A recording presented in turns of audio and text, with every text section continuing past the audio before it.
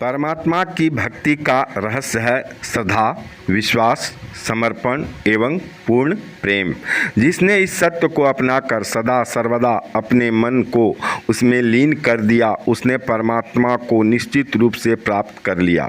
गोस्वामी तुलसीदास ने भी लिखा है, भवानी शंकरो वंदे सदा विश्वास रूपिणो याम यांग विना न पश्यन्ति सिद्धा स्वांतः अस्थिमीश्वरम।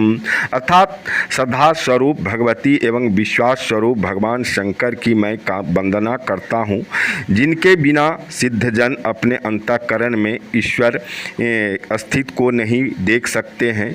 स्पष्ट है कि श्रद्धा ही माँ भवानी एवं विश्वास ही शंकर है। श्रद्धा, विश्वास एवं पूर्ण समर्पण के बिना कोई भी धार्मिक कृत्य, गुरु मंत्र, जप, तप, मंदिर, मस्जिद आदि आत्मदर्शन एवं ब्रह्म प्राप्ति कदापि नहीं करा सकते हैं।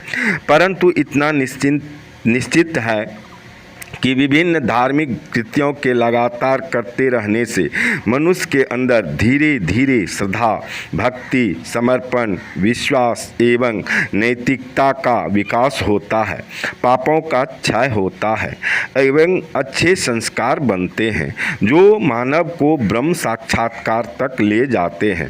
इस संदर्भ में एक बहुत सुंदर पौराणिक कथा है, ध्यान से सुनिएगा। किसी गांव में सुसंस्कारी एवं धार्मिक प्रवृत्ति का एक गवार चरवाहा रहता था। गांव के बाहर तालाब के समीप एक पुरातन मंदिर था, जहां एक सन्यासी पूजा पाठ कराया करते थे।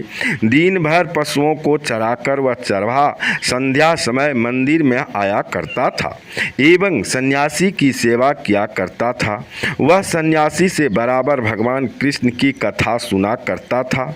यह जानकर कि कृष्ण भगवान भी बचपन में गायों को चराया करते थे, उनसे उसकी प्रीति हो गई थी। उसने सुन रखा था कि गुरु से मंत्र मिलने पर मनुष्य का उद्धार हो जाता है। वह सदा सन्यासी से अनुरोध करता था कि मुझे मंत्र दीजिए। सन्यासी उसे मूर्ख समझकर बराबर टाल दिया करते थे, परंतु चरवाहा उनसे बराबर अनुरोध करता रहा। यद्यपि सन्यासी चरवाहा की सेवा से तो प्रसन्न रहते थे, परंतु उसके गुरु मंत्र मांगते रहने के लगातार अनुरोध से वे खींच गए। एक दिन उन्होंने टालने के उद्देश्य से बहुत शांत स्वर से भगवान कृष्ण को प्रसन्न करने का उसे उपाय बताया कि तुम प्रतिदिन भोजन ग्रहण करने से पहले इस तालाब में स्नान करके पास पड़े इस पत्थर के चारों ओर 5 बार परिक्रमा करके पत्थर पर लाठी पटक कर कहना, हे कृष्ण मेरा कल्याण कीजिए। चरवाहा सन्यासी के चरणों को स्पर्श कर प्रसन्नता पूर्वक बोला, मैं प्रतिदिन पूरी श्रद्धा पूर्वक यह करूँगा। तत्पश्चात वह पूरी श्रद्धा एवं विश्वास पूर्वक जाड़ा, गर्मी, बरसात सभी ऋतुओं में नित्य प्रति इस क्रिया को वर्षों करता रहा। एक दिन अपने गांव से 3-4 कोस की दूरी पर स्थित अपने रिश्तेदारों के गांव किसी उत्सव में गया। प्रातः वह स्नान के पश्चात रिश्तेदारों के साथ भोजन करने बैठा। प्रथम ग्रास मुख में डालते समय ही उसे अचानक याद आया कि अभी तक उसने पत्थर पर लाठी पटकने का कार्य नहीं किया। भगवान कृष्ण नाराज हो जाएंगे क्योंकि वह कार्य उसे भोजन के पूर्व करना था। यह बात ध्यान में आते ही वह बिना खाए अपनी लाठी उठाकर अपने गांव की ओर चल दिया। रिश्तेदारों उसे रोकने का प्रयास करने लगे, जिसके कारण वह और तेजी से गांव की ओर भागा। मंदिर के पास आकर वह नित्य की भांति पत्थर की परिक्रमा कर लाठी पटकते हुए, हे कृष्ण मेरा कल्याण कीजिए कहने लगा। जब 5वीं बार परिक्रमा करने के लिए पत्थर पर लाठी पटक कर बोला, हे कृष्ण मेरा कल्याण कीजिए, तभी भगवान कृष्ण की दिव्य विभूति हाथ में सुदर्शन चक्र लिए प्रकाश पुंज के साथ प्रकट हुई।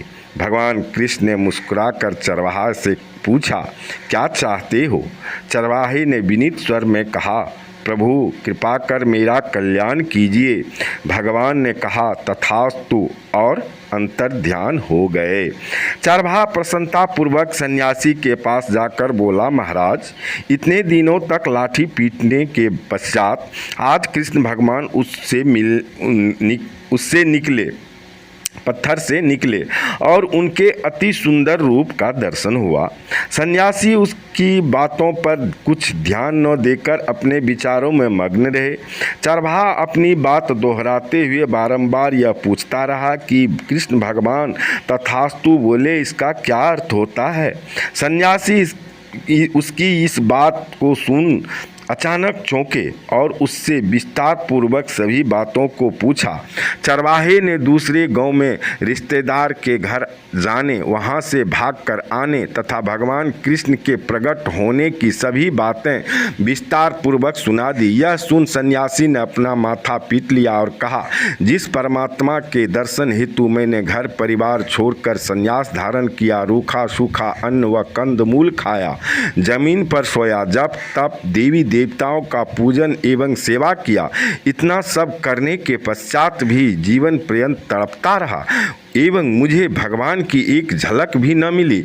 उस भगवान का साक्षात दर्शन तुमने लाठी पटक कर अपनी श्रद्धा, समर्पण और विश्वास के बल पर प्राप्त कर लिया।